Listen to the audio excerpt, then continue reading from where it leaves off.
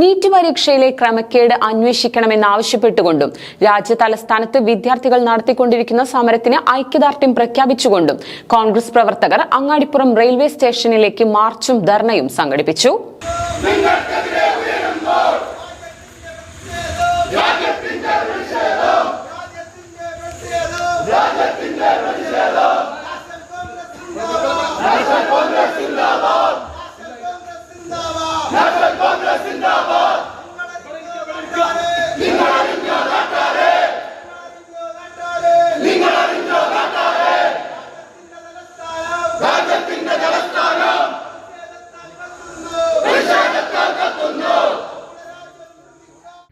NEET പരീക്ഷയിലെ ക്രമക്കേട് അന്വേഷിക്കണം, കേന്ദ്ര വിദ്യാഭ്യാസ വകുപ്പ് മന്ത്രി ധർമ്മേന്ദ്ര പ്രധാൻ രാജിവെക്കണമെന്നും ആവശ്യപ്പെട്ടുകൊണ്ട് അങ്ങാടിപ്പുറം റെയിൽവേ സ്റ്റേഷനിലേക്ക് കോൺഗ്രസ് പ്രവർത്തകർ മാർച്ചും ധർണയും സംഘടിപ്പിച്ചു.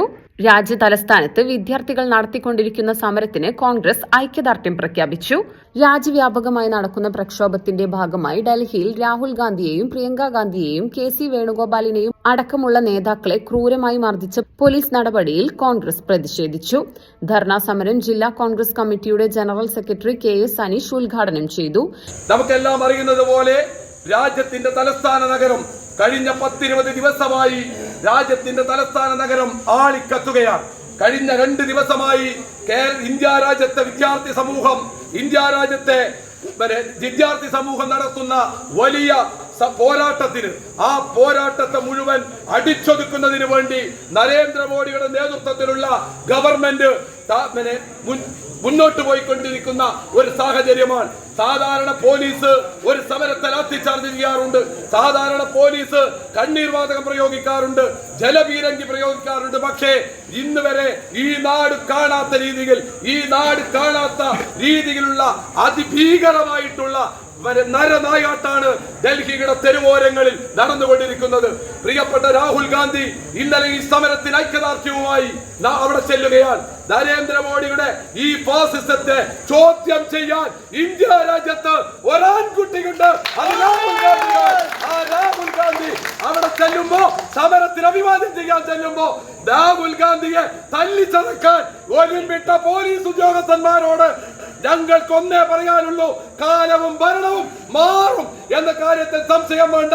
നരേന്ദ്രമോദിയുടെ ഇച്ചിൽ പട്ടികളാണ് ഏതെങ്കിലും പോലീസ് ഉദ്യോഗസ്ഥർ ഞങ്ങളുടെ നേതാവിന്റെ ദേഹത്ത് തൊട്ടിട്ടുണ്ടെങ്കിൽ ആ ദേഹത്ത് തൊട്ട കയ്യെ അടിച്ചു മുറിക്കാൻ ഈ രാജ്യത്തെ കോൺഗ്രസ് പ്രസ്ഥാനത്തിന് കഴിയും എന്നോർമ്മിപ്പിക്കാൻ ഞാൻ ഈ അവസരം വിനിയോഗിക്കും. ഇന്ത്യൻ സ്വാതന്ത്ര്യ സമര പോരാട്ടത്തിന് നേതൃത്വം കൊടുത്ത കോൺഗ്രസ് പ്രസ്ഥാനത്തെയും രാഹുൽ ഗാന്ധി അടക്കമുള്ള നേതാക്കളെയും അടിച്ചൊതുക്കിയും കൽത്തുറങ്കിൽ അടച്ചും സമരത്തെ അടിച്ചൊതുക്കാൻ നരേന്ദ്രമോദിയുടെ നേതൃത്വത്തിലുള്ള ഭരണകൂടത്തിന്റെ ശ്രമത്തെ ശക്തമായി നേരിടുമെന്ന് സമരം ഉദ്ഘാടനം ചെയ്തുകൊണ്ട് KS അനീഷ് പറഞ്ഞു.